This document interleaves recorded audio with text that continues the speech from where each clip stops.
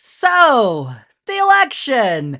Y'all, it's November. It's finally here. We only have to deal with this for just a little bit longer, Just until November 5th, and that's election day. And then it's all done until they tell us how the vote was rigged again. We'll get to hear that for a little bit. But in all seriousness, how are y'all? How's it going? I know it's a very tense time in America right now, but I think we all have to remember it's just an election, and we all live in the United States of America, the greatest country in the world, in my opinion, where we get to vote in these types of elections. At least for right now. So that, to me, that's why I'm excited. And there's a lot of anxiety, a lot of nervousness going on. I'm anxious, I'm nervous too, but I'm also excited because I'm a political nerd who likes to bring you all election facts. And that is what we are doing on this episode of Zander's Facts. I have got all you need to know about this upcoming election in the United States of America. It's the Zander's Facts 2024 election preview. Let's get to the facts. Zander's Facts. Hey everyone, welcome into Zander's Facts. It is episode 142, and I know that we've done 141 of these episodes previously, and I want to give them their due. But I feel like this episode is probably the most important we've ever done here on Zander's Facts. We are previewing an election this week. Not just any election, though. It's a presidential election, and I have been told that the stakes are relatively high. We've got some important stuff to talk about. It is the Zander's Facts 2024 election preview. We're going to go through everything you need to know in anticipation of this Tuesday, November 5th, which is Election Day. And if you take a look at this map here, and if you live in a state that is colored in teal, then you've got an election to vote for this year. So basically everybody in the United States of America has something to be voting for this year, whether it's president, Senate, House, state elections, local elections. There's like an infinite amount of elections I could go through.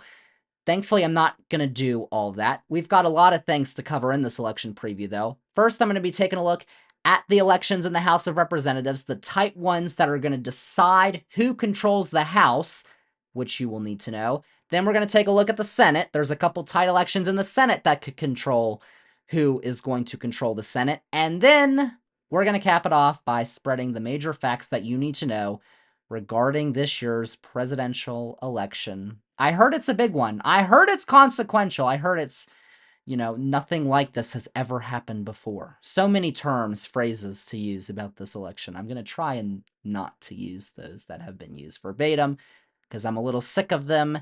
It's the end of an election cycle, y'all. But if you have been searching for knowledge on this year's elections, you've come to the right place. The Zander's Facts 2024 election preview. Hopefully I've got all the facts that you need to know, and I'm going to be making some predictions too. So get ready for those, because in a few days you're going to come back here and you're going to say, Zander, why were you so right? Because facts. Let's start off in the House of Representatives, and let's take a look at the current state of the House. And it is very, very close. Republicans currently have like the slimmest of advantages. 220 to 212, and there are 3 vacancies in the 435-seat House of Representatives, the lower chamber in our Congress. And control is up in the air. The 538 forecast gives Republicans a 52% chance to win the House, but that means Democrats have a 48% chance to win the House. It's relatively even right now. But of course, winning the House is pretty important because, in case your party wants to get anything done in Congress, you kind of need a majority in the House to pass along your agenda, right? So out of the 435 seats, there's only going to be a couple that ultimately decide control of the House of Representatives. And thankfully, the Cook Political Report, who I'm going to cite a lot on this episode, they do a bunch of good work analyzing and forecasting elections. They have rated 22 districts as toss-ups. These are the swing districts that are ultimately going to decide control of the House. And out of these, Democrats currently hold 10 of them. Republicans currently hold 12. So each party, of course, would like to keep their seats and expand. Republicans don't need to because they've got the majority right now. But Democrats, they just need to pick up 6 districts and they win control of the House of Representatives.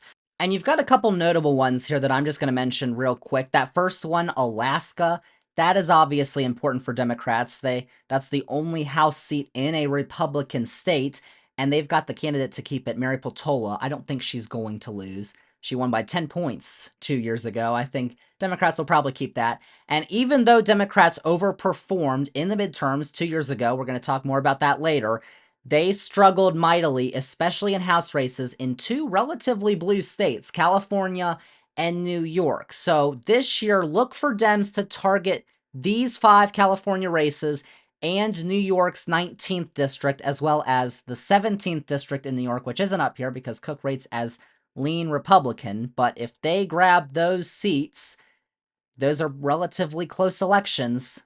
They've got the House majority. So, just a reminder, they only need to flip 6 to win control. And by the way, I'll just note that Cook actually has 4 seats that are currently held by Republicans that are either lean or likely Democrats. So those are Alabama's 2nd district, Nebraska's 2nd district, New York's 4th district, and New York's 22nd district. So if Democrats win those that they're favored in, actually, that's already 4.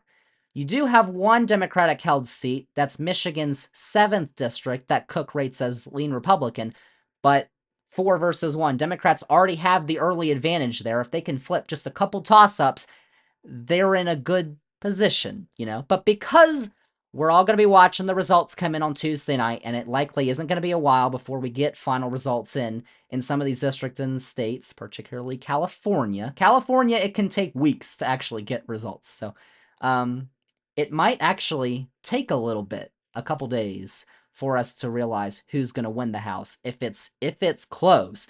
But here's a couple to look at early in the night to kind of get the tea leaves for what's going to be happening, So, North Carolina.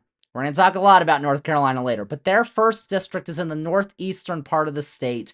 It's more rural. It's part of the Black Belt that has carried Democrats in the past. But that area, it's rural, it's trending Republican. If Democrats can hold here, that bodes well for their prospects statewide and elsewhere. They won it by about 5 points in 2022. Expect that margin to go down, but if they can hold it at least, that's a good sign for Democrats this year. Maine's 2nd district is another one to look at on the East Coast early on Tuesday night because this district has voted for Trump twice, but the Democrat, Jared Golden, he keeps winning, and not by the slimmest of margins either. You'll see he won by 6 points 2 years ago. If it's a lot closer than 6 points, Democrats could be in trouble. He also won by just over 6 points in 2020, though, I'll let you know, when Trump won that district by 7 points. So that's a 13-point swing in that district. And then, of course, is my one true love, the Commonwealth of Virginia. The big one to watch in Virginia this year is the 7th district, where current Democratic Representative Abigail Spanberger is not running for re-election because she's running for governor, and at this point, she's the presumptive Democratic nominee. They've got no other major names running in the race right now. So, retired Army officer Eugene Vindman, who played a pretty big role in the first Trump impeachment, if you'll remember back in 2019. He's the Democrat. He's running up against attorney Derek Anderson, who's the Republican, who also served in the Army. How about that? 538, though, gives Vindman a 75% chance of holding on to the seat. If they lose, that is very bad. That's very bad for Democrats early in the night. And we're going to get Virginia results early, hopefully in the first couple hours, hour or two, actually. So, as we have in the past. So, that'll be a good one to look at early. Spanberger won it by just under 5 points. If Vindman can hold on, even if it's by less than that, that's still a good sign for Democrats. But if the Democrats hold on to the 7th district in Virginia, then take a look at another Virginia district, the 2nd district. So the 7th district is more in central Virginia. It's a little between Richmond and northern Virginia up near D.C. The 2nd district is in the southeast. It includes Virginia Beach. Now, they have their current Republican Congresswoman, Jen Kiggans. She beat Elaine Luria, who you might remember from the January 6th commission in the House a couple years ago, in that seat by about 2.5 points 2 years ago. Now, if the Democratic challenger, Cotter Smallsville, can narrow that deficit or potentially win, then obviously that's a flip, and that's a really good sign for Democrats for a race that is not rated as a toss-up right now. 538 does give Kiggins a 74% chance of holding on to that seat, but because it's my one true love, I'm going to be watching it closely, but just keep an eye on it because the margin can also be important in those two Virginia districts. So that's the House. There's 435 individual elections going on. I was like, I don't have the time to predict all of these. I'm just going to give you all my prediction and say I think that Democrats are going to narrowly take control of the House, which means Hakeem Jeffries gets to be Speaker. Yes, please. Love that man. So, we're done with one. Let's move over to the Senate. There's a lot less races, thankfully. The Senate is only 100 seats. So here's the map right now. Democrats hold a 51-49 advantage. Again, almost the slimmest of margins that you can get, right? But Senate terms are for 6 years instead of 2, like in the House. So only 34 seats are up for grabs this year out of 33 states. Nebraska's having 2 elections this year, but they're very different. We'll discuss. Don't worry about that. But let's go straight into what I think is going to happen.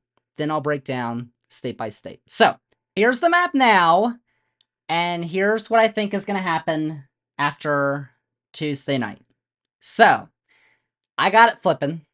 51-49. I think it's going to flip the other way. There's 2 seats I think that are going to flip from Democrat to Republican. First one is West Virginia. We all know Joe Manchin and how it's a miracle that any Democrat can represent West Virginia in the year of our Lord 2024 when Trump is expected to carry the state by about an infinite amount of points. Once again, I'm almost sure of it.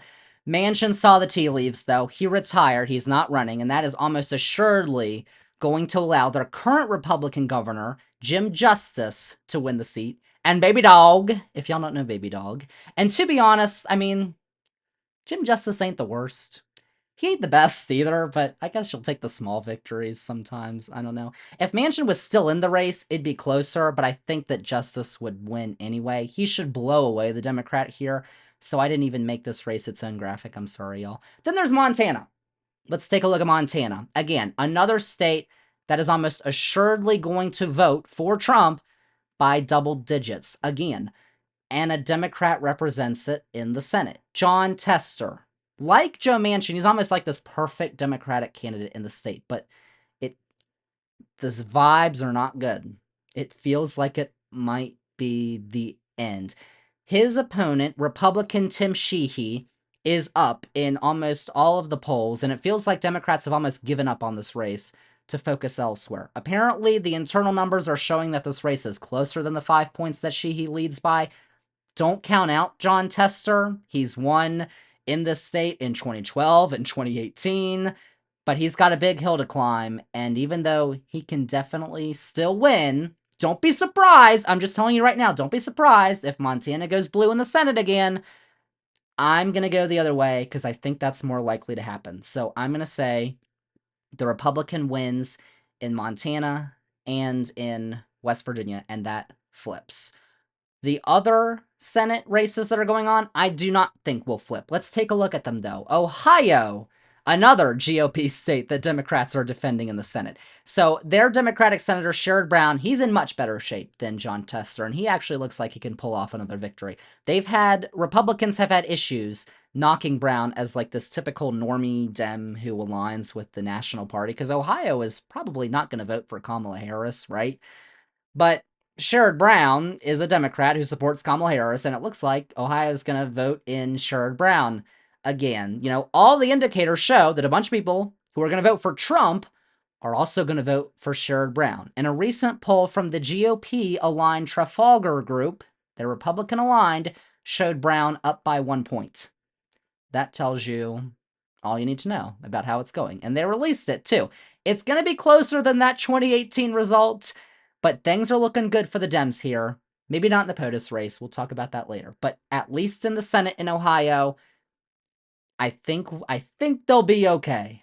We'll see. Now let's look at a couple pickup opportunities for the Democrats, although they are going to be very tough to get. First, we've got Florida.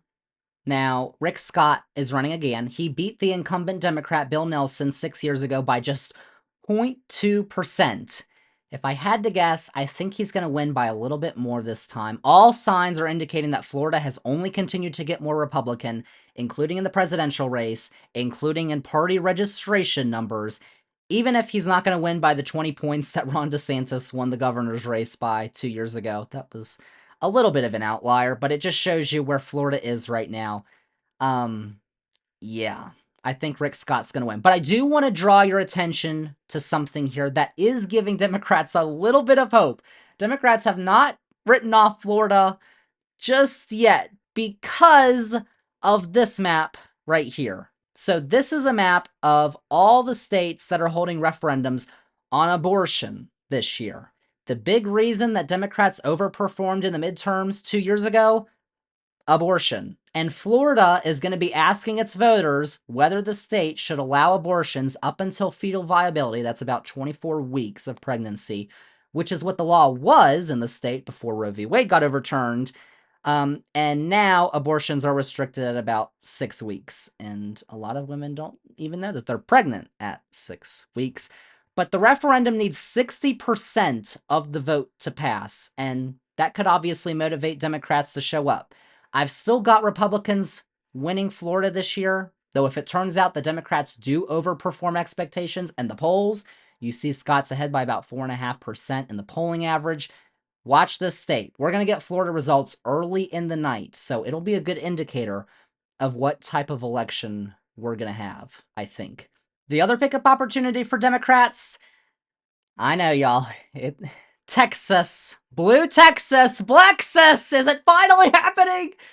Beto O'Rourke came really close 2 years ago. He came within 2.5 points of knocking off that man, Ted Cruz. That's his official portrait. It's a state that's been trending towards the Democrats recently. It's voted Republican, but it's been trending towards the Democrats. George W. Bush won the state by 23 points in 2004. The GOP won it by 12 in 2008, 16 in 2012. But the margins have only decreased in the Trump era. Trump won the state by 9 points over Hillary in 2016, but only a little less than 6 points in 2020. That's getting close to swing state territory. And you've got a senator in Ted Cruz who may not be that likable. 2018 showed that that man is vulnerable, but can Colin Allred, who's a former NFL linebacker who's currently in the House of Representatives, actually take down the boy Raphael? He's been steadily closing the polling gap in the last couple of months, actually. Most polls still show Cruz with a small lead, even if it's within the margin of error. I'm not saying it's impossible. I'd love to be wrong here. You all know I want my Blexus. But I feel like the boy, Teddy, is going to pull out a close one. Just like he pulled out of Texas to go to Cancun during that winter storm. Yeah. So, I think Ted Cruz is going to win Texas. The final big pickup opportunity for Democrats is Nebraska. Yes, Nebraska. So I told you all, just hear me out. I told you all that there are 2 Senate elections happening this year in the Cornhusker state. So one of them is a special election that fills the remainder of Senator Ben Sasse's term. He retired to be the president at the University of Florida. Former Republican Governor Pete Ricketts is expected to just, cruise to victory, as you would expect for a Republican, in Nebraska. But the other race is a little closer. Incumbent Republican Senator Deb Fischer is running against Dan Osborne, who has not aligned with either party. He's an independent, and he has continuously been uncommitted on the campaign trail to caucusing with either party. He says, I'm not going to caucus with Republicans, Democrats, I don't know. Don't ask me that question. And it's working out for him because Osborne's camp has been putting out these polls that show him not just close, they show him in the lead in Nebraska. Although there was a recent quality poll, there's been not very many quality polls in this race, but there was a quality poll from the New York Times and Siena College recently that showed Fisher up by 2. So that's within the margin of error. So, a couple years ago, if you remember 2020, Democrats thought they could knock off Mitch McConnell in Kentucky. The vibes were pointing towards knocking him off, and then he won by like double digits. It wasn't even close. Could it be like that again? Maybe. But the numbers are saying this is close, and Osborne is not a Democrat. By the way, he is a Democrat. I'm just going to let y'all know. We can't say that. He's a Democrat. He's going to vote Democratic. You just have to. We can't say that right now. So you just have to be quiet about that, okay? Hush, hush. Just you didn't hear what I just said. Imagine if Democratic hopes for the Senate end up being safe because of Nebraska. I'm just saying. Fisher's favored. I'm just telling y'all to watch. Just watch. Just see what happens in Nebraska. I never thought I'd say that on an election preview in 2024, but just look out. So, those are the states Democrats have pickup opportunities. Now to the states they need to defend. There's a whole lot of them.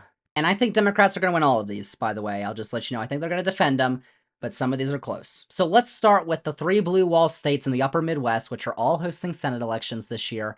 Let's start with Wisconsin. Incumbent Democratic Senator Tammy Baldwin is facing businessman Eric Hovde. Hovde. It's all love, Eric Hovde. It's all love. It's a campaign full of love. And what is actually looking like the closest of the 3 Senate elections in the blue wall states, at least according to the polls. But with incumbency advantage, I think that Baldwin is going to keep her seat. She does have a small lead.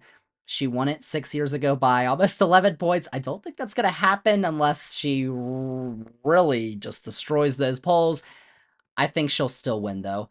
Let's move over to Michigan. This seat is open because Senator Debbie Stabenow is retiring, which allows Congresswoman Alyssa Slotkin to challenge former Congressman Mike Rogers, the Republican. Rogers is a good candidate, I think, but Slotkin is actually a very good candidate for the Democrats.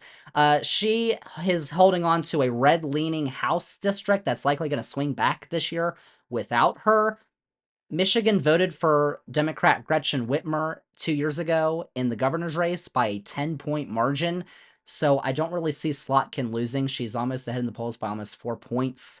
Unless things go really sour for the Democrats, I think they're going to hold this seat even with a new candidate in this race. And in Pennsylvania, another incumbent senator, Bob Casey, is facing Republican Dave McCormick, who apparently lives in Connecticut. I don't know if that's true.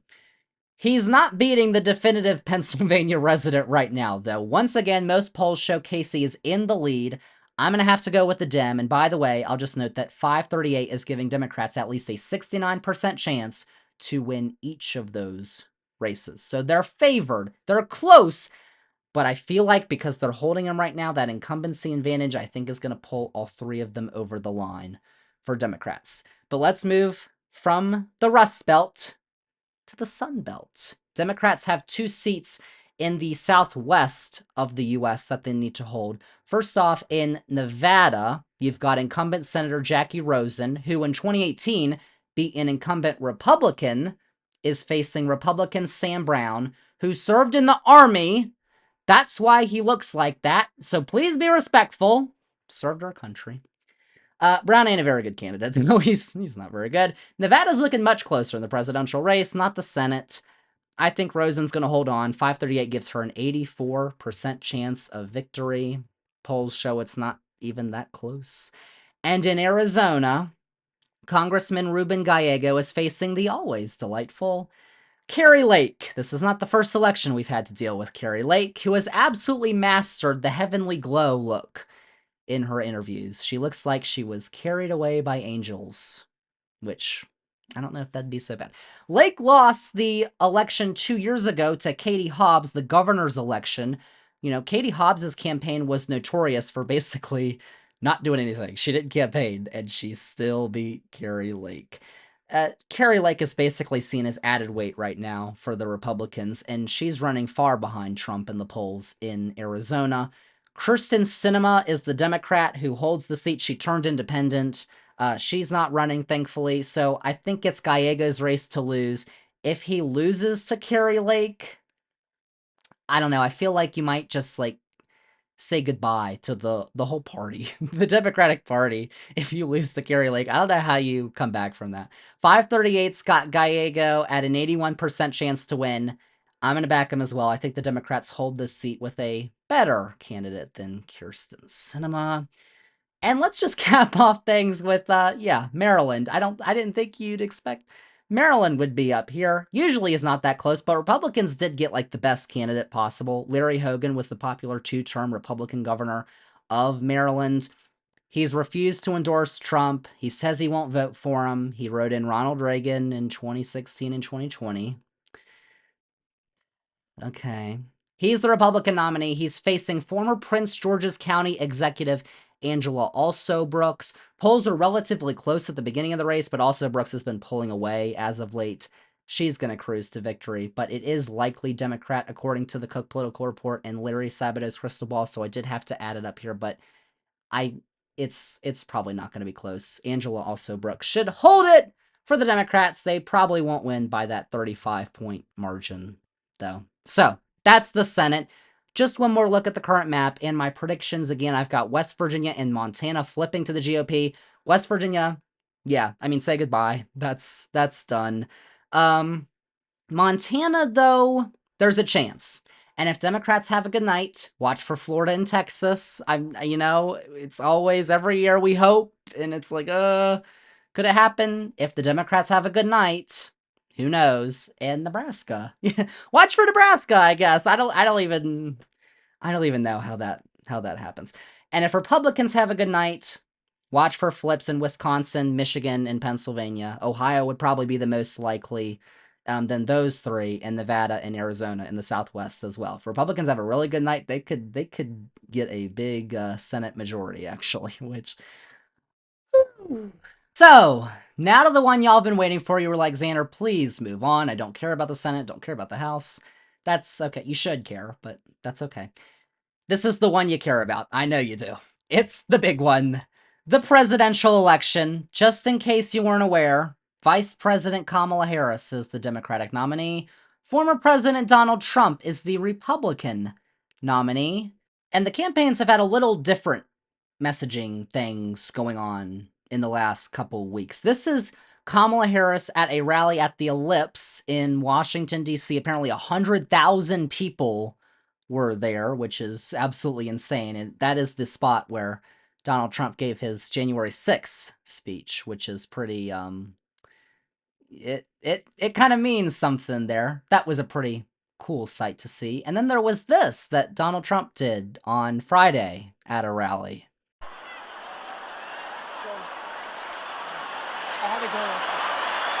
What's one move in bed that makes a man go crazy every time? Oh, you gotta give him that hawk too and spit on that thing. You get me? I mean, yeah, that microphone was probably thinking a lot of things right there. It probably wasn't thinking this though. Oh, I'm gonna come. Come on, we could have some fun. Come on the election preview. Come on. It's a big election. Y'all don't need me to tell you that. I think you all know the issues that are big in this election. I think you know the candidates and what they stand for in this election, so I'm not going to waste your time with all that. I'm just going to tell you all what's likely to happen on Tuesday. So, let's take a look at this map. All blank, beautiful, United States of America, sea to shining sea. Let's add some color, though. So, all of these states in here are rated as solid states by the Cook Political Report. They're either solid Democrat or solid Republican. So, you've got a bunch of states. For the Democrats, the three on the West Coast, Washington, Oregon, California. You've got Colorado, Illinois, New York, Vermont, a bunch of those states in the Northeast, and Maryland, and Delaware, New Jersey, and Hawaii, of course, too. So, those all give Kamala Harris 191 electoral votes. All those states in red, which are almost assuredly going to vote Republican, give Trump 148. That's almost like a baseline, right? Where each candidate is likely going to be starting. If if a candidate doesn't win all of those states, that's an issue. That means a blowout is happening. That's a blowout if Trump can't win Iowa or Ohio, or Harris can't win Oregon or Connecticut or New Jersey, or say. Like, I don't think that would happen, but that's just the baseline for what we think is going to happen on Tuesday. So now let's fill it in a little more color with the states that are rated either as likely or leaning. So a little lighter blue for the states that are likely Kamala Harris. Lighter red for the states that are likely Donald Trump. Actually, there's no state that the Cook Political Report rates as lean. So they're either likely or solid, or they're toss-ups. We'll get to the toss-ups in just a sec. So let's actually take a look closer here on the Democratic side. Let's start with Minnesota. Minnesota is pretty important for the Democrats. It's the home of their vice presidential nominee, Tim Walz, and it has the longest streak in the country of giving its electoral votes to a Democrat out of any state. Not since 1972 has Minnesota given its votes to a Republican. This is not likely to change this year, I don't think, especially with their governor on the ticket. I'm going to say the Democrats hold on to Minnesota, although these states are closer than the solid states. So in the event of a Trump blowout, Minnesota could go red. Same with New Hampshire. They've actually got a pretty tight gubernatorial race going on this year for governor. Presidential race is not likely to be as close, I would say. That's also likely to be the case in another new state. New Mexico. Although the numbers currently show it may be tough for Harris to match Biden's 11-point win 4 years ago, I think that both New Hampshire and New Mexico are going to go to the Democrats. And then there's the great one again, the Commonwealth of Virginia, everyone. Kamala's going to win. I'll just say that. She's going to win Virginia. Let's be real, unless, I don't know, a nuclear bomb goes off or something. It's been interesting because that man on the right, in the final days of the campaign, has decided to actually hold rallies in both New Mexico and Virginia. He was in Virginia on Saturday. I didn't get to go, sadly. I had to record this little rinky-dinky thing. But why was he in New Mexico and Virginia, states he's almost assuredly going to lose? I honestly have no clue. It really doesn't make any sense. He's not going to win those. The reasons I've seen are that his rallies in the swing states aren't filling up anymore, so he wants to go to new places, or that he's just preparing to contest the results of the election in the event that he loses and says, look at the crowd I had in Virginia or New Mexico. Whatever. It's a little strange because that man ain't winning Virginia. Kamala Harris is. Biden won it by 10 points. She may not win it by that much, but ultimately, we'll see. And the margin could matter. If Virginia's really close, that does not bode well for Democrats and Kamala Harris.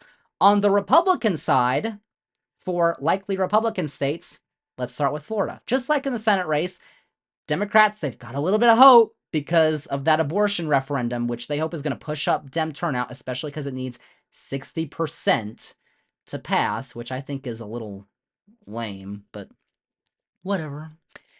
It's not very much hope, though. I would expect Trump to carry the state. He won it by 3 points 4 years ago. The polling averages show he'll win it by double. I don't know if that's going to be the case, but again, we're going to get Florida results early in the night, and the margin matters. So if Trump's margin of victory is closer to the 6.6% that the polls are showing, he's probably having a good night. If it's closer to 3.3%, then we've probably got a long night to go. And if it's closer than 3.3%, or if Harris somehow pulls it out, I don't really see that happening. If it's a Democratic blowout, it could. So I'm not saying it's impossible. I'm just not likely. If she wins, she's got the momentum on her side. If she wins Florida, forget about it. I mean, the election's over. So Florida, and we're going to get the results early again. So Florida's going to be one of those litmus tests early in the night for how things might go. And over in the next time zone, there's Texas. Blexus. Again, please. No, it's, again, unlikely. Trump is actually polling ahead of his 2020 results, but we're going to talk a little bit more about polling in a second. But I do expect Trump to win. But again, the margin here is going to be critical. Texas is big. It's going to take a while for the full results to come in to see what the margin ultimately is. But again, Texas has been trending to the left in recent cycles. How much progress can the Democrats make here? Kamala Harris, she felt it was worthwhile to go have a rally in Houston and a dance party with Beyonce. Joe Biden is asleep. Kamala is at a dance party with Beyonce. Beyonce. Beyonce. Beyonce. Dance party with Beyonce. Dance party with Beyonce. Dance party with Beyonce. Dance party with Beyonce. Beyonce. Beyonce. Beyonce, Beyonce, party with Beyonce, Beyonce, Beyonce, Beyonce. So we'll see. If it winds up being closer than the polls say, just like Florida, that's again very good news for the Democrats and for Colin Allred, who's polling ahead of Harris right now. Kamala Harris might not win Texas, but if she gets within a couple points, that could be enough for Colin Allred to win that Senate seat. So Texas, again, don't want to get your hopes up too much, but Texas, again, could be a big one. And I just wanted to show the state of Ohio. I know that it's rated safe Republican, but there's, the big Senate race going on. Just wanted to show you that, Sherrod Brown is running well ahead of Kamala Harris, at least 10 points. Trump's likely to win, but the margin matters. If Harris can actually cut into that 8-point margin that Trump won by 4 years ago and that the polls show, she's having a good night. And it bodes well for Brown, too, in the Senate. If she does better, Brown's likely to do better, too. So, and again, hopefully we'll be getting Ohio results relatively early in the night, so we'll be able to see. Not sure how much of a litmus test Ohio's going to be, though, compared to some other states. So, back to the map. If all those states go the way we think they will, Harris winds up with 226 electoral votes. That also includes D.C. She's going to get the 3 electoral votes from D.C. And it also includes Nebraska's 2nd congressional district, which is rated as likely Democrat, actually, right now. So, we're not done talking about Nebraska. In case you weren't aware, Nebraska and Maine actually split up their electoral votes differently than the other 48 states. The other 48 states, they give all their electoral college votes to the winner of the popular vote in that state. But in Maine and Nebraska, they only get a couple of the state's electoral votes. The winner of the popular vote in that state does. Then each candidate actually has to win each congressional district in that state. So in Maine, you've got 2 congressional districts. One's likely to go to the Democrats. The other is likely to be won by Trump, although it's going to be closer than the Democratic one. And Nebraska has 3. 2 are almost assuredly going to go to the Republicans, and the other, which is centered in the eastern part of the state, around Omaha, which is the biggest city in the state, is favored to be won by Democrats. Now, Trump won it by 2 points in 2016, but Biden won it by 6 4 years ago. So, as I'll show in a bit, that one congressional district could be hugely important for the Democrats, but just letting you all know. So anyway, Harris has 226, Trump has 219, which leaves 7 states left to make up the 538 total electoral votes that are up for grabs. Those states: Arizona, Georgia, Michigan, Nevada, North Carolina, Pennsylvania, and Wisconsin, the toss-ups, the gold ones. They're going to be the ones that decide this election, and all of them, at least according to the polls, are very close. So let's take a peek at the numbers. Starting on the blue wall, how about Wisconsin? Biden won the state by just 0.6%. And that's how much polls show Harris is up, actually. 538, and the Economist forecasts are giving her a slight edge.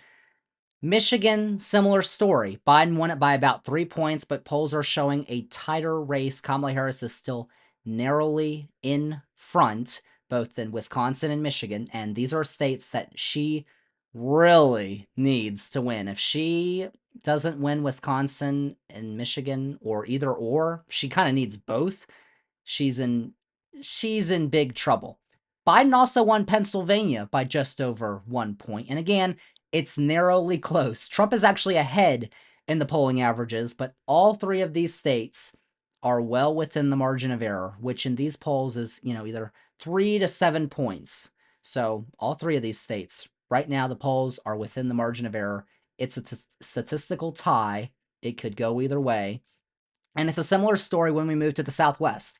Nevada, a state that Biden won 4 years ago by about 2.5 points, has Trump up by less than half a point in the polling averages.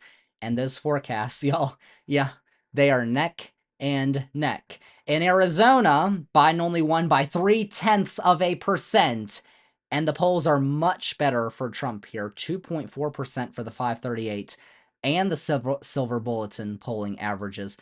Again, still within the margin of error, I'll note. So that doesn't mean he's totally winning. And then you've got the 2 states in the Southeast, Georgia and North Carolina. Let's start with Georgia. Biden surprisingly carried the state in 2020 by just over 11,000 votes.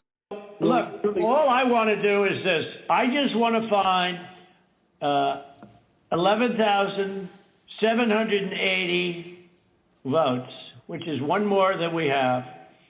So what are we going to do here, folks? I only need 11,000 votes. Fellas, I need 11,000 votes. Give me a break. He only needed 11,000 votes. And again, surprise, surprise, it's tight. Trump is ahead by less than 2% in the polling averages. That's within the margin of error. Now remember, Biden won all 6 of those states in 2020. They gave him the election. He didn't really need to win Nevada, Arizona, and Georgia. He won Pennsylvania, Wisconsin, and Michigan. Those gave him the presidency.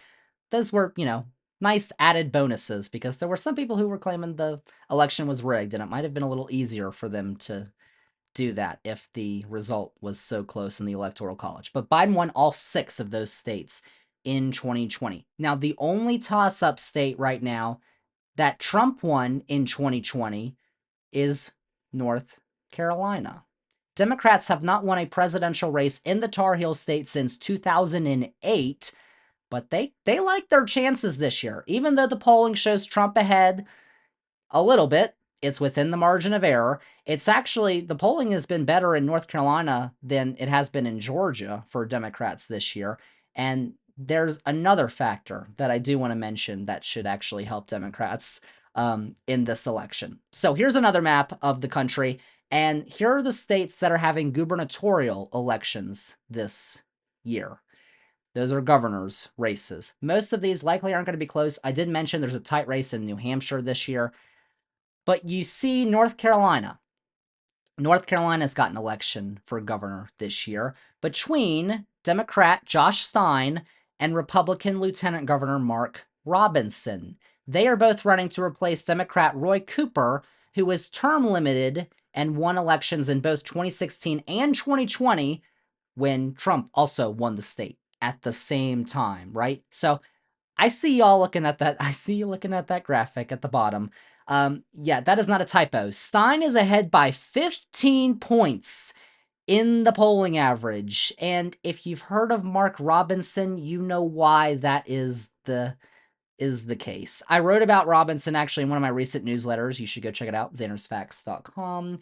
But he might be one of the worst swing state candidates I've ever seen. I mean, here's just a couple quotes I pulled from the last couple years of listening to this man speak, just to let y'all know what he's about. In 2021, he said, quote, "There's no reason anybody anywhere in America should be telling any child about transgenderism, homosexuality, or any of that filth. And yes, I called it filth," unquote. In 2020, when he was campaigning for lieutenant governor, he said, quote unquote, "I absolutely want to go back to the America where women couldn't vote." In 2018, he called the civil rights movement a, quote, "communist plot," unquote, to, quote unquote, "subvert capitalism." On his Facebook page, he has called former President Barack Obama, quote, "a worthless anti-American atheist who wanted to bring this nation to its knees," unquote. And he said, quote, "This foolishness about Hitler disarming millions of Jews and then marching them off to concentration camps is a bunch of hogwash," unquote.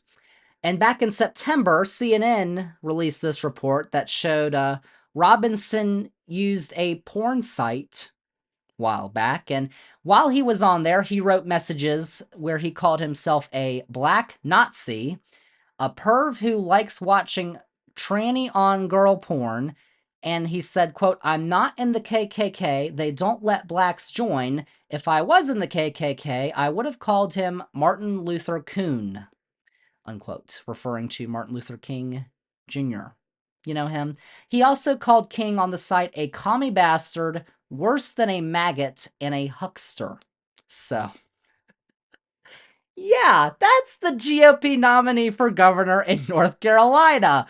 And the party's leader, Donald Trump, has still refused to withdraw his endorsement of Robinson, the man that he once called Martin Luther King on steroids.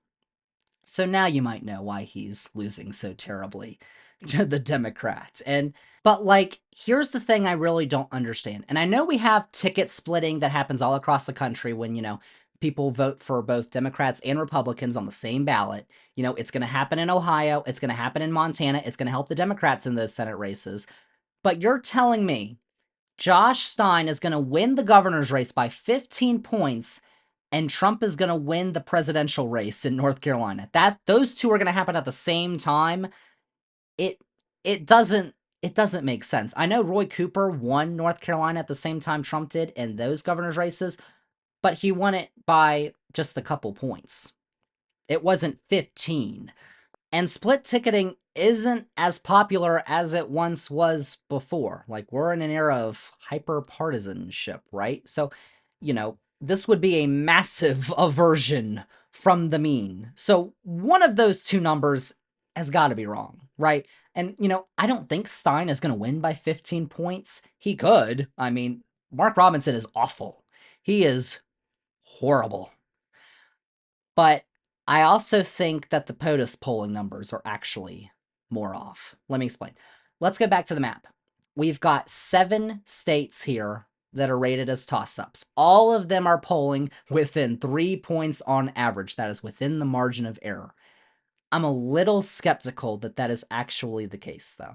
And let me tell you why. So, Nate Silver, if y'all don't know Nate Silver, he's one of the most well-respected election forecasters. He was first at 538. If you remember in 2016, 538's forecast model gave Trump the best chance to win out of basically any of the forecasts, and he did.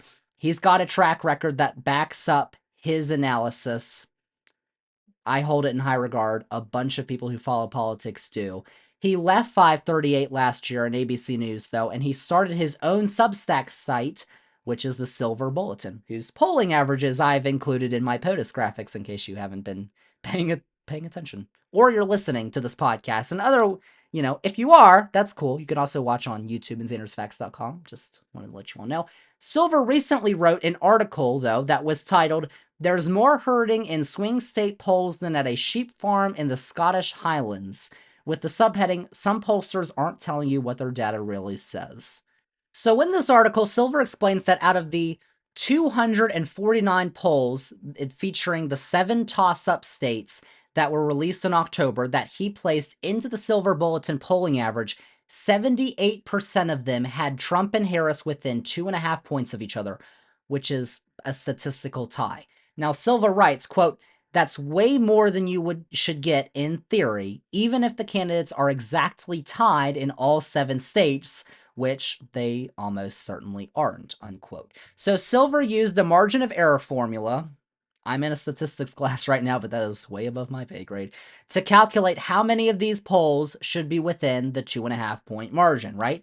And he found that we should probably expect around 55% of these polls to be within 2.5 points if the race was theoretically tied. But instead, 78% of them are. So Silver pegs the odds against at least this many polls showing such a close margin at 1 in 9.8 trillion with a T.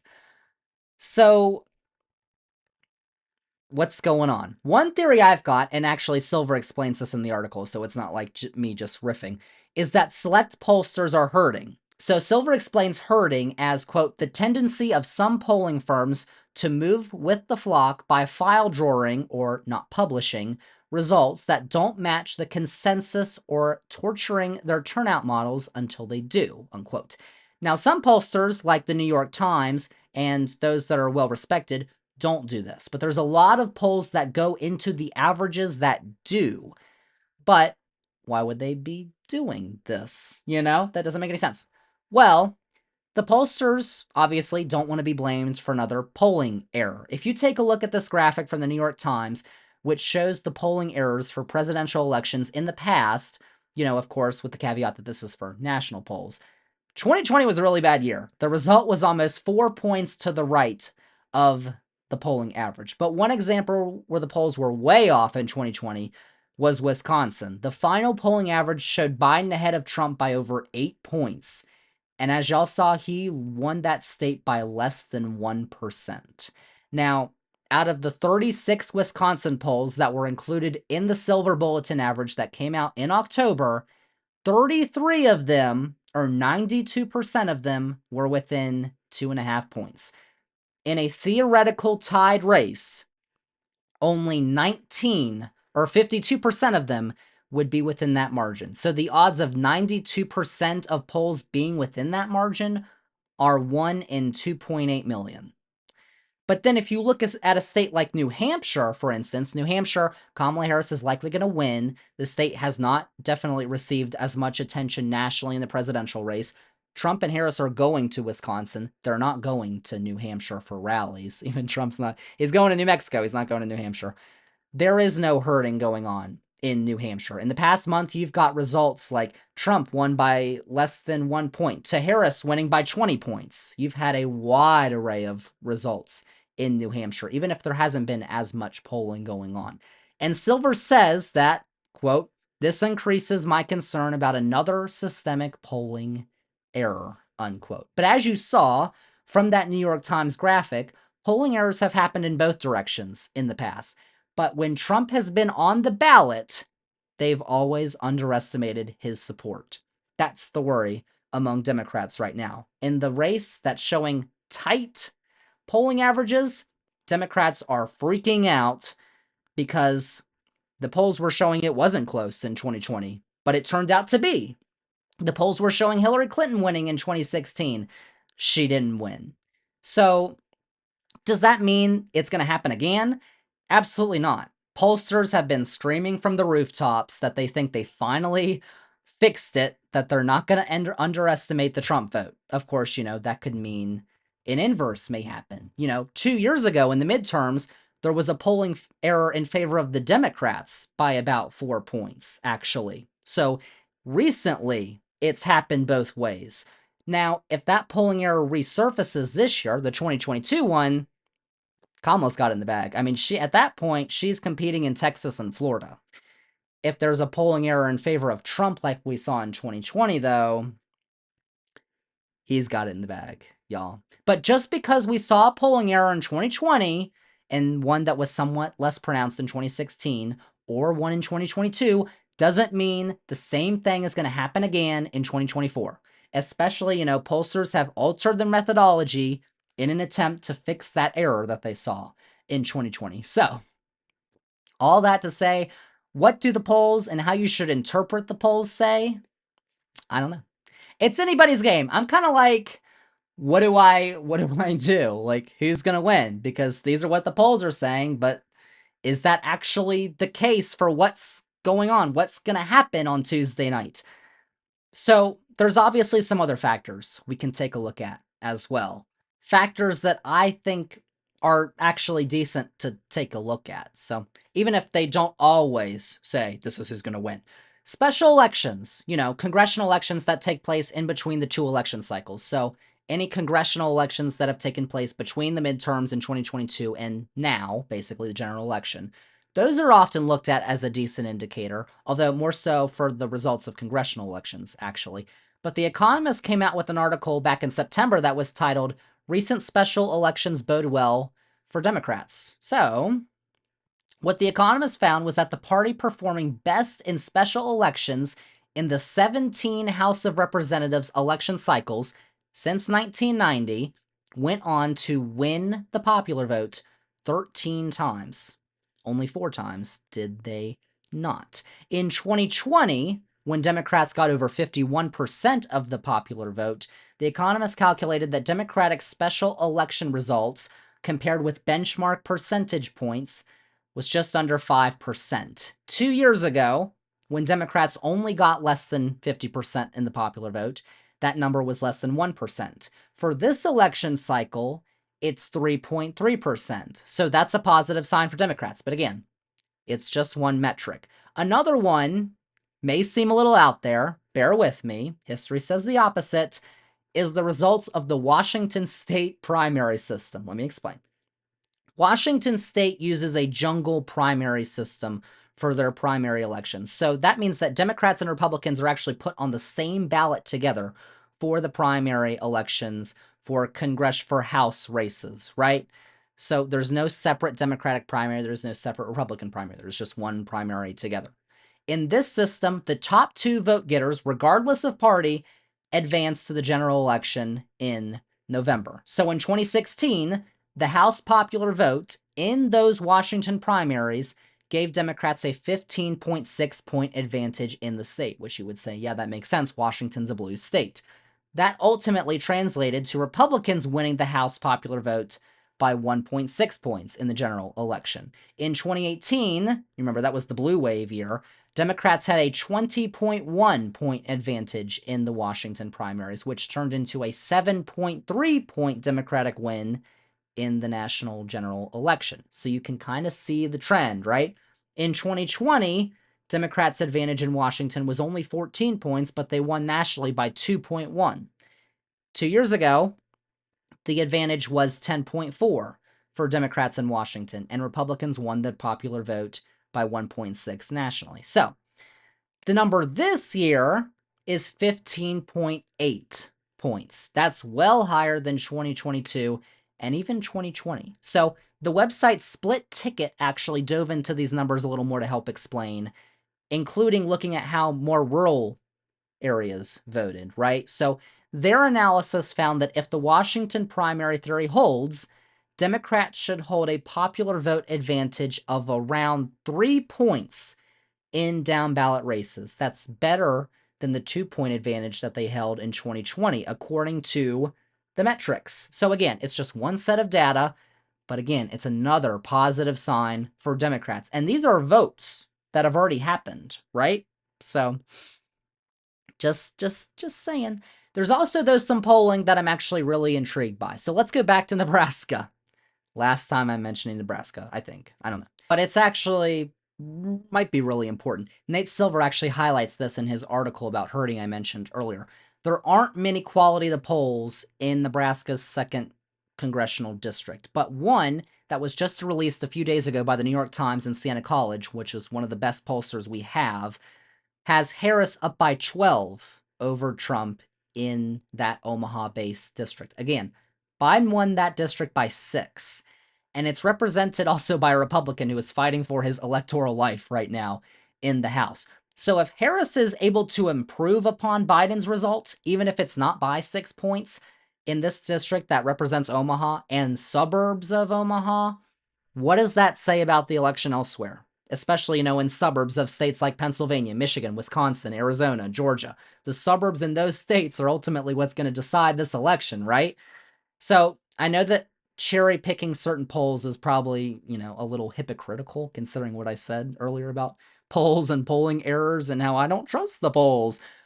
But I will say that the last New York Times Siena College poll of Nebraska's 2nd district in 2020 showed Biden up by 7. He won by 6. So they've got a pretty good track record there, actually. Another poll that has actually shown incredible accuracy in recent cycles comes out of Kansas. I know, Kansas, I'm a little going out there, but Kansas is not going to be a state that decides this election. But this poll that came from the Docking Institute at Fort Hays State University that was released just about 2 weeks ago showed that Trump has about 48% of the vote in Kansas. Harris has about 43%. That's a 5-point margin. Trump won Kansas by almost 15 points 4 years ago, but this poll shows him up by just 5. Here's why I'm paying special attention to this, because this same polling group only has 2 other polls included in 538's polling averages for any election, right? So one of them was in 2018 in the governor's race in Kansas, where that poll had the Democratic candidate Laura Kelly up by 4 points. She ended up winning that election by 5 points, thanks to a horrible Republican candidate that year, and she won in 2022 too. She's still the Democratic governor of Kansas. In 2020, this poll had Trump winning the state by 14 points, which he did. So it may seem far-fetched, but that's hard data that does have a history. It's not expansive, but it has a history of accuracy. So I saw that and I was like, oh, is something going on here? That could be interesting. And then there's Iowa. So if you know anything about polling, or if you're chronically online like I am in the election sphere, you know that the ultimate gold standard of polling is a woman from Iowa, J. Ann Seltzer, and her Seltzer & Co. polling firm. This has been the case for decades. In 2016, 538 had an article that was titled, Ann Seltzer is the best pollster in politics. Her polls are insanely accurate, and they're looked at not even in just in Iowa, across the country, even though they only focus on Iowa. So in 2016, the final Seltzer poll of Iowa had Trump over Clinton by 7 points. He won by just over 9 points. That's pretty good. In 2020, the final Seltzer poll of Iowa had Trump over Biden by 7 points also, and he won by 8. They've got a track record. And this goes back a long time, too. It's not just these last 2 elections, but I'll spare you. So now, Saturday night, the final Seltzer poll of 2024 came out. While I'm actually recording this thing, I'm actually talking to you right now. I do not know what the result of the poll is, even though it's past 7 o'clock, because I started recording this before 7 o'clock.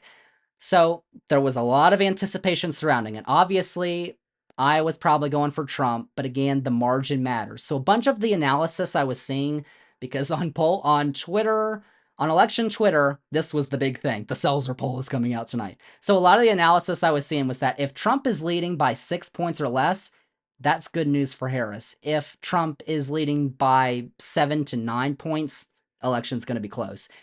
If he leads by 10 points, he's got a pretty good edge. So I am actually going to pull this up right now on my little thing. I've got my Twitter all linked up, ready to go.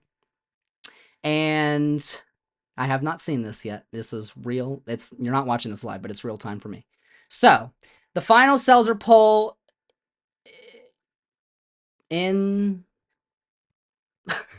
Iowa. Oh my. Wait a second. I don't know if I'm being trolled or not. This is kind of... No, this is real. So, okay.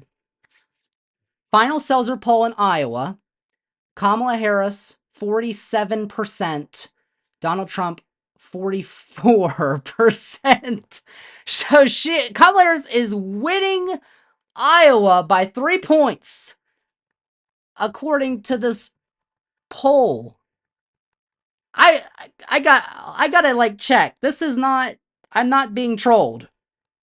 A few moments later. Holy fuck, y'all. That's real. So I'm just trying to gather my thoughts here. This is kind of wild, actually. So the gold standard of polls, right, has Kamala Harris winning Iowa.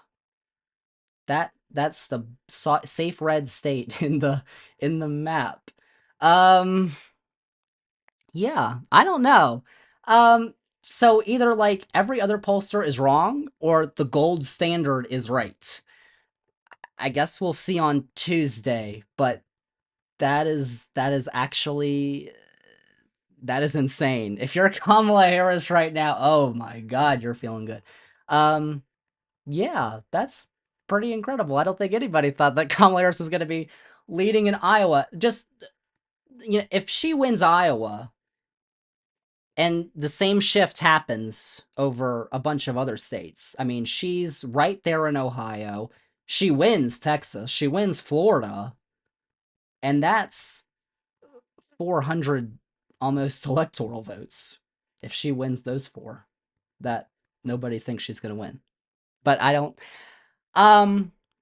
know. It's not a crystal ball for what's going to happen elsewhere, obviously. It's a good indicator we can possibly use. I'm just... Yeah, that's... that's actually the best news that the Democrats could use. I mean, that's incredible. So, here's the map with the toss-ups. So, I don't know if I would have changed my prediction after I just saw that. But here's my prediction of what's going to happen. Here's the map. It's changing. Oh my gosh, beautiful. So, even without that, I have got all the toss-up states going for Kamala Harris and the Democrats. Let me tell you why. Let's start in Pennsylvania. Pennsylvania has an extremely popular Democratic governor in Josh Shapiro, and that obviously doesn't hurt Kamala Harris. I don't know If you all know what took place at the Trump rally last week at Madison Square Garden, but when the comedian Tony Hinchcliffe, I think is his name, when he decided to call Puerto Rico an island of garbage in the middle of the ocean, that wasn't very nice. And considering Philadelphia has the second largest Puerto Rican population in the country besides New York City, this is not very likely to help Donnie Boy. I think that could almost sway the election right there. It's late, probably won't, but I still think Pennsylvania is going to stay blue in this election. Next door, Michigan. The numbers have been looking better for Democrats in Michigan than in Pennsylvania. And like I said earlier, I find it hard to believe that Gretchen Whitmer is going to win the governor's race by 10 points 2 years ago and Donald Trump's going to win the state in the presidential election. I just don't think that's going to happen. So I've got Michigan going for the Democrats as well. And the last of the blue wall states, which I think is going to hold, Wisconsin. You've got an incumbent Democratic senator in Tammy Baldwin who's on the ticket. She's polling better than Kamala Harris. And actually, let me just say this. I'm kind of getting from this election 2016 vibes. And I know all the Democrats who are watching just freaked out. And they're like, oh my God, no. I'm actually getting 2016 vibes in the opposite direction. Let me just tell you why. Because in 2016, Hillary Clinton was ahead of Trump in the polls in those 3 states, but the down ballot races were actually looking a lot tougher for Democrats in 2016. And that ultimately exposed what happened in reality, right? Republicans had a much better election than the national and the presidential polling indicated. But now it's the reverse. Democrats down ballot are doing better than the top of the ticket, which almost leads me to believe that Harris and the Democrats are going to be doing better than the polling indicates right now. All those factors too, and the Iowa thing. So with all that, I've got Harris winning Wisconsin as well. And ultimately, if she wins those 3 states and holds on to that second congressional district in Nebraska, she wins the presidency, because that's 270 votes right there. If she holds on to that second district in Nebraska, she wins Pennsylvania, Wisconsin, and Michigan, the blue wall states. She wins all those 3. She's there, 270. Now, considering the factors going on in this election and how some people might say it's rigged, stolen, you want more than 270, but if she wins those 3, she's got it. Locked up right there. The one I'd worry about the most out of those 3 is probably Pennsylvania.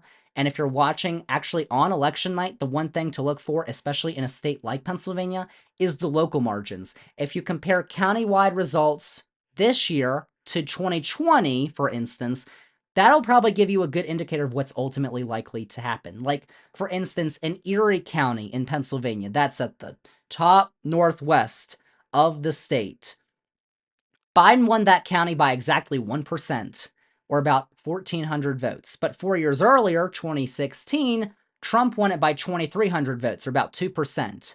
So the margin matters. In Allegheny County, which actually includes Pittsburgh in the western side of the state, they're likely going to drop results earlier in the night. So this could be a good indicator to see how the night's going to go. Harris is going to win it, but how much is the question? In 2016, Hillary Clinton got 56.5% of the vote in Allegheny County. She lost the state by less than 1%. In 2020, Joe Biden won that county by 59.6%. He won the state by just over a percentage point. And in 2022, in the Senate race in the state, the Democrat John Fetterman got 63.4% of the vote in Allegheny County, and he won the state by about 5%. So counties like that are going to be the one that I'm watching on election night, as they're going to be critical to success in a state like Pennsylvania, especially Allegheny County. If Kamala Harris is around 60%, if she gets better than 60%, that's a very good sign for her chances in Pennsylvania, which she needs to win. She probably needs to win all 3 of those if she wants to be the next president of the United States.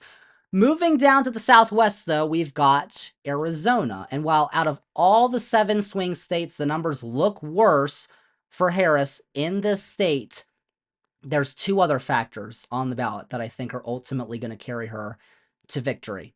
So here's the map of the abortion referendums again. Notice Arizona is colored in on this map. Arizona is having an abortion referendum on its ballot this year. That could ultimately be good news for Democrats. As we saw in 2022 and in other states like Ohio and even Kansas, when abortion's on the ballot, the pro-choice side wins. We'll see if that changes in Florida, but since Roe v. Wade got overturned, they're almost undefeated right now, the pro-choice side is, even in Republican states like Kansas. That'll be a boost in turnout for Democrats. And also, the Senate election, where Ruben Gallego is holding a steady lead over Kari Lake, like I said. It's like what I mentioned earlier. More Democrats down ballot are doing better than presidential polling indicates. And when that happened in 2016, the inverse, it helped Trump. Could it happen inverse help Harris in 2024? I think that Senate race is going to help her. I've got her winning narrowly in Arizona. And the county to watch in Arizona is Maricopa County. That's a massive county, which Biden won by 2% in 2020. Trump won it, though, by 3% in 2016. So watch the margin and who wins that county there, too. In Nevada, same deal. Another Senate race where the Democrat is heavily outperforming the top of the ticket. Nevada has not voted for a Republican for president since 2004, and they rejected Trump twice in 2016 and 2020, so I don't see them turning around for him in 2024. And watch for the margin in Washoe County in the northwest part of the state that has the city of Reno in it. Clinton won it by just a point in 2016. Biden won it by 5 in 2020. If it flips to the Republicans, that's a good sign for them in the state. If it doesn't, that's a good sign for Democrats in Nevada. To the southeast, Georgia. Actually, there's one data point I wanted to point out to y'all here while I'm talking about Georgia. Target Smart is this group that tracks early voting, and they released some numbers on Friday showing that nationally, 53% of early voters have been women. 44% have been men, and the other percent is unknown. In the swing states, the gap is larger in Pennsylvania, Michigan, North Carolina, and Georgia. Women are outvoting men by 14 points in Pennsylvania, 10 points in Michigan, 11 points in North Carolina, and 12 points in Georgia. And women have an 8-point edge in Wisconsin right now, 5-point edge in Arizona, and there's actually no gap in Nevada, which is kind of interesting. But if you've seen polling on how women are voting in this year's election, you know that that's a very positive sign for Democrats again. The latest USA Today Suffolk University poll shows that Harris is ahead with women by 17 points, 53% to 36%. Of course, the inverse, Trump is ahead with men, 53% to 37%, 16 points. Massive gender gap, unlike anything we've seen in modern American politics right now is happening in this presidential election. That's just one poll, but the others are showing very similar results, right? So the gap in voting, it's going to reduce by the time election day results come in. It's a very good sign, though, for the Democrats right now. So in Georgia, turnout has been massive among men and women. Just over 4 million ballots have already been cast in the state due to early voting. In 2020, voter turnout in the state was 66%. That was 6 points higher than it was 4 years ago in 2016. And Joe Biden flipped the state, right? High turnout usually works in favor of the Democrats. So I like Harris actually closely winning the state once again. And finally, North Carolina. I just do not see a world where the Democratic nominee for governor is up 15 points in the polls and the Democratic nominee for president is losing by almost 2 points. I just don't see it. Not in North Carolina, at least, right? So one of those has to give, and I doubt Josh Stein's going to win by 15 points. I think he's going to help Kamala Harris. I think so many voters are going to be turned off by Mark Robinson. He is truly an awful candidate. I think Kamala Harris is going to sneak out a close one. She'd be the first Democrat to win North Carolina since Obama in 2008. We'll see. We'll see. So, out of all those, I think that Kamala Harris is going to win all of those states and the presidency. There's 3 main factors why I think she's going to win this election: enthusiasm, popularity, and turnout. So take a look at this graphic from Gallup that I've got pulled up here, which shows voter enthusiasm by party identification. This year, 77% of Democrats and Democratic leaners are more enthusiastic than usual about voting. That is a 10-point edge over Republicans and Republican leaners. They had a similar 9-point edge the Democrats did in 2020 when Joe Biden won the presidency. And then you take a look at 2016, only 50% of Democrats and leaners were more enthusiastic than usual about voting, compared to 53% for Republicans. And who won? It was the Republican. Now, you'll see this doesn't always say what's going to happen. 2012, Republicans were more enthusiastic to vote by Democrats by 12 points, but Obama won that year. But in 2008, Democrats were more enthusiastic and they won. Same in 2000 for the Republicans. 2004, Democrats had just a 2-point edge. Republicans won. So that can go either way, you could say. So it's not a perfect indicator, but it shows that, once again, Democrats are excited about this election, and in a way they haven't always been. They are more enthusiastic right now than they were in 2020, which I didn't think you'd get more enthusiastic as a Democrat than voting against Trump in 2020, but apparently here we are.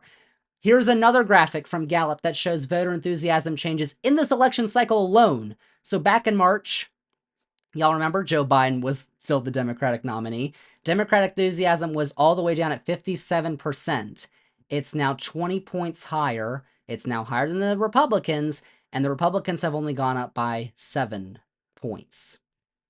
Factor number 1, enthusiasm. The Democrats are excited to vote in this election for Kamala Harris. The second factor is popularity, and so I'm going to let this clip from CNN's data analyst Harry Enton explain what I mean by popularity in this election. Is that Harris, simply put, is more popular than Donald Trump. Her net favorable rating is higher than Trump. She's at -2, Trump's at -7. I went all the way back since 1956 and looked at the polls. Does the more popular candidate usually win? The answer is absolutely yes. 16 times the more popular candidate has won. Only one time the less popular candidate has won. I will note that was Donald Trump back in 2016. But of course, remember, Hillary Clinton was quite unpopular herself. But the bottom line is this. Kamala Harris has been consistently more popular in the polls than Donald Trump is. She's consistently had a higher net favorable rating than Donald Trump. And normally, usually, the candidate who's more popular goes on to win on Election Day. Democrats are fond of that saying, forget the polls, when we vote, we win. Yes. And you see something in that. Absolutely. Let's take a look at the special elections, right? Democrats in special elections, their performances the last 2 years. What has happened? We're looking at state legislative and federal special elections. On average, these Democrats have surpassed Joe Biden's 2020 margin by 2 points. By 2 points. And remember, Joe Biden won. So the fact that these Democrats have been doing better than Joe Biden's been doing is a good sign. Historically speaking, there is correlation between how folks do in the special elections, especially in this polarized era, and how folks do eventually in the presidential election. It was actually one of the warning signs last time around in 2020, where Democrats really weren't doing that great in special elections, despite the polls saying that Joe Biden was going to win rather easily. It suggested Trump would do better on Election Day. This time around, the special elections are suggesting the opposite, that in fact Joe Biden, because Democrats have been exceeding Joe Biden's margin, that maybe Democrats will actually do better than the polls have been indicating. So out of the last 17 presidential elections, the more popular candidate won 16 of them. And right now, Kamala Harris's favorability rating is almost 7 points higher than Donald Trump's, right? According to 538, her net favorability is actually just minus 1.7, which means she isn't all that unpopular. She's a lot more popular than Joe Biden. Unlike Hillary Clinton in 2016, who was very unpopular, but still more popular than Trump. And I let that clip play because Enton, also described the special election theory I was discussing earlier and how it shows good signs for the Democrats as well. That's factor number 2. Factor number 3 is turnout. Not that much hard data right now for this. We're already seeing, though, in states like North Carolina and Georgia in the early vote, that they are blowing past 2020 early vote totals. Over 4 million votes have already been cast in North Carolina, which is over half the state's registered voters. Same in Georgia, like I said. And in high turnout elections, Democrats tend to do well. Now, of course, this all depends who shows up on Election Day, right? But with enthusiasm high, a candidate not named Joe Biden, and the perceived massive importance of this election, I expect Democrats and even independents and some Republicans who are going to vote for Democrats, we know that those are real people, I expect them to turn out and vote in this election. So that is why I think Kamala Harris is going to win those toss-up states She's going to get to 270 electoral votes at least, and she will be the next president of the United States. Now, there's a chance I'm wrong. Absolutely, there is. I'll just say. I would not be surprised if the other candidate wins the election. Absolutely not. With the polling the way it is, maybe the polls aren't wrong. And maybe there's a polling error. Maybe they are wrong, but maybe there's a polling error like there was in 2016 and 2020. In that case, Trump wins. If I was a betting man, though, I'd stick with my pick right now. I think Kamala Harris is going to win. I think there's so many factors that show why that's going to happen. And this Iowa thing, too, that I'm like reacting to in real time. So I found this tweet while I was taking a bit of a break from recording from Matthew Klein, who is an analyst at the Cook Political Report, who found the final Seltzer poll numbers and the actual result of the election in Iowa. So 2022 Senate election in Iowa, final Seltzer poll had the Republicans winning by 12. They won by 12 points. President 2020, they won by 8 points. The poll had them up by 7. In the Senate election in 2020, the poll had them up by 4. They won by 7. That's 3 points. That's not bad. 2018 for governor, the poll actually had the Democrat up by 2, but the Republican won by 3. So that may be a little bit of an outlier, but it's still only 5 points. 2016 for president, as I said, Republican by 7 in the poll. They won by 9 points, Trump did. In the Senate race in 2014, the Republican was up by 7 in the poll. They won by 8. And for president in 2012, Barack Obama was up by 5 in that last poll. He won by 6 in Iowa. Just to let you all know, Seltzer is not wrong very often. So the fact that this poll just came out on Saturday night that has Kamala Harris ahead by 3 points, and again, the gold standard. I'm looking at my Twitter feed. People are freaking the fuck out. Like, it's absolutely insane. Yeah, I guess all I have to say is don't be surprised if she wins Iowa or Texas or Florida or Ohio. Like, if that's actually the case, this could obviously be an outlier. But if it's not, and there's a good chance it's not an outlier and that almost every other poll is wrong, honestly, then Kamala Harris is going to win this election in a landslide. We will see. I think she's still going to win. I think she's going to get 319 electoral votes with all those 7 swing states. That's my prediction. That's what I hope is going to happen on Tuesday night. But again, nobody knows until the results come in. We will see. So there you have it, y'all. What I think is going to happen in the presidential election, everything you need to know about the election coming up on Tuesday. A lot of facts, and maybe I'm wrong. Maybe you can come back here in a couple days and comment on the YouTube or the Apple Podcast feed that I was totally wrong and, whatever. I might be. Harris might win 200 votes, or she might win 400. We don't know what's going to happen. So that's why elections are fun, and that's why I'm super amped for Tuesday night, because I'm always going to have a good time watching that. But, just to put a closure on this election, I know it's very stressful, this election. I know that there is a lot at stake. I'm not the only one who's told you that. I tried to stay away from, he's just saying, like, this is unprecedented election. It's incredible. We've never seen this before. The stakes are so high. But people are saying that because it's true, right? But ultimately, let me just say, whoever wins, whatever happens on Tuesday, it's going to be okay. It's going to be okay. Maybe depending on the result of the election, Liz Cheney gets the firing squad and we deport 15 million people and we impose a 20% tariff on everything, so the price of everything goes up. But it's going to be okay. Whatever happens in this election, just like, I know people are so stressed out and it's tense and it's just, and looking at doing all the research and looking at the numbers, I understand why. No matter what side you're on, I'm just here to say it's okay. Take a breath. I took a breath right at the beginning of this episode. Take a breath. Whatever happens on Tuesday, America is still great, in my opinion. I think it's going to be okay. Just don't stress out too much about it.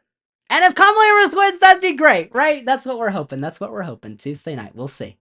We will see. So, y'all, that is a wrap on episode 142. Thank you all so much for watching this episode of Zander's Facts. We're going to have more episodes coming out in the near future, so be sure to be on the lookout. And as always, make sure to follow our social media channels at Zander's Facts. Subscribe to our YouTube page if you're watching on YouTube. That would really help us out. And follow Zander's Facts if you're listening to the podcast edition on your favorite podcasting platform, wherever you get your podcasts. That's it for me. I'm Zander. This has been the 2024 Zander's Facts election preview. These have been the facts, and we'll see you next time.